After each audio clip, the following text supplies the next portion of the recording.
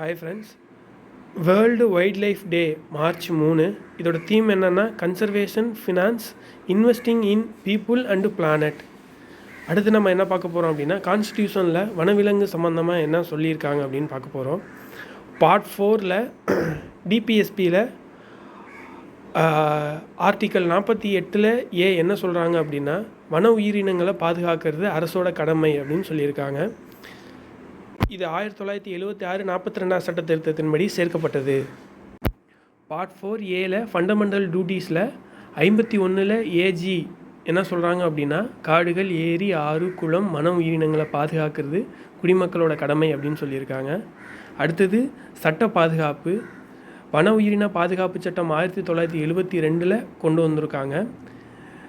இது எந்த பிரிவின்படி கொண்டு வந்திருக்காங்கன்னா, ஆர்டிக்கல் 249 படி கொண்டு வந்திருக்காங்க.